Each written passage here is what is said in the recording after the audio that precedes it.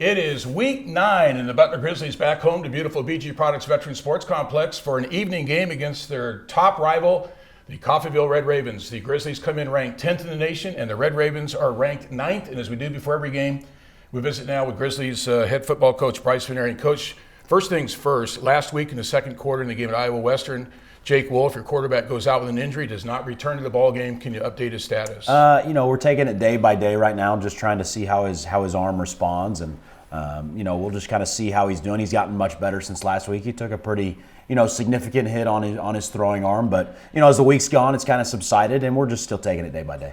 Well, I thought Jacoby Myers did a pretty good job filling in. Your feeling on that? Yeah, I thought Jacoby did a really good job coming in, understand the situation. I think we had like a 13-play drive, his first drive out there. And I looked at him the first time he went out there. He goes, just let me throw the ball. And that was the first play we called. And, Jacoby has a really talented arm. And he's really athletic, and I think that showed last week. But going into this week, him and Jake have really, teamed up and are working really well together. And if Jake plays or Jacoby plays, I think either way we're going to have a good offensive game plan. And that's the one thing about our offense. It doesn't matter about the players. It matters about the scheme and how we execute. Yeah, Jacoby did have a really nice 15-yard touchdown pass to Travis, but there was a couple other occasions where he just missed hitting receivers. Maybe a little bit too excited, maybe overthrew the ball a little bit. Yeah, you get in there that first time under live bullets, and he was a little bit excited, and he did rush a couple of those throws, which made him sail a little bit. So that's what we've really focused on this week, is just making sure that he stays balanced, he stays under control that way, because he can make every throw on the field, and we want to give him that opportunity to be able to do that. I thought that Iowa Western presented you guys with the toughest defense so far this year. Would you agree with that? Yeah, I would agree. They do such a good job. Their front four, their pass rush is so good, and they do a lot of things that present a lot of problems for our big guys up front, and it allows them to just kind of play coverage and do some things in the back end. And but that first 7 minutes of the game was so uncharacteristic of us that it's hard to overcome that deficit. But you look at the next 3 quarters, we played them really tough. We actually beat them 14-12 on the scoreboard. But as we know, it's all 4 quarters that matter. So that's been our big emphasis this week, is going out, starting fast, and making sure that we're executing what we have to, especially early in this game. Iowa Western was holding opponents to only 39 yards a game on the ground. You guys ran for 122 yards, and Ajan Dingle, 23 carries for 90 yards. I thought his best game all year. No doubt about it. And we knew going into the game, he was going to be one-on-one with certain guys. He was going to have to make them miss and use his big frame to, carry them. We talked about getting 3+ every carry, and I think he did that. So, but yeah, he's starting to hit full stride to where we can hand him the ball 20+ times, which is, we talked about that a couple weeks ago, being able to do that for him. And the more he settles into a game, the more he gets comfortable, the more he gets harder to tackle, because you think about it, he's a big physical kid, and the more he gets to the second and third level, the longer the game goes, the less they want to tackle him. So that game plan will kind of stay the same with him kind of taking the bulk of the carries. We're visiting with Brice Vignery, the head coach of the Butler Grizzlies, as we get set for the 10th-ranked Grizzlies against the 9th-ranked Coffeyville Red Ravens. And, Coach, here we are at Butler and Coffeyville. Enough said, really.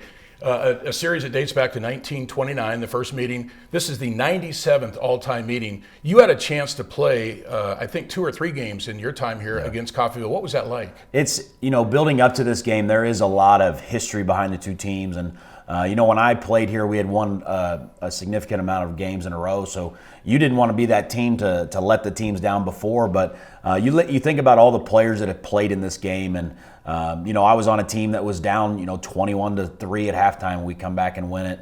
Maurice Gray, our own DB's coach, had a pick 6 to seal it in 2006. But it's been some really, really good games. And typically when we play, we're really highly ranked.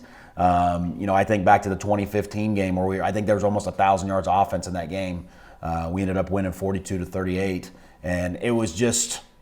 They're a lot of fun to play, because there is a lot of nostalgia that goes along with this game, and a lot of it's that rivalry that everybody has across the country with that team. Yeah, speaking of the intensity of the rivalry, I began doing the radio here for Butler in 2005, and I remember Troy Morrill had a rule that the week before the game with Coffeyville, nobody could wear anything red on the practice field. Otherwise, there was repercussions. Yeah, and it's still the same. We don't wear any red at practice, just for that simple reason. So that tradition has upheld. So now you've got another tough defense to play here. Coffeyville gives up only 11 points a game, 235 yards of offense to the opponents. So another tough task here against. Yeah, it's going to be another tough one. And again, they've had the same defensive staff for a couple years now, and we've had some good luck against them. I think back to our 2 games last year. The first game we turned the ball over a couple times, and the second game we handled them pretty good. So it's all about just keeping it simple for our guys and using our tempo and our what we do really well, and especially for our skill guys. Just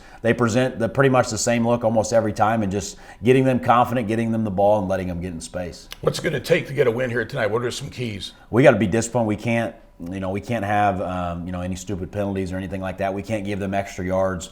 And we've got to get the call, and we got to run the call. We got to be gap sound on defense, and we got to be able to effectively get a couple first downs on offense. So it's really going to come down to our execution of our schemes, no matter what phase we're at in the game.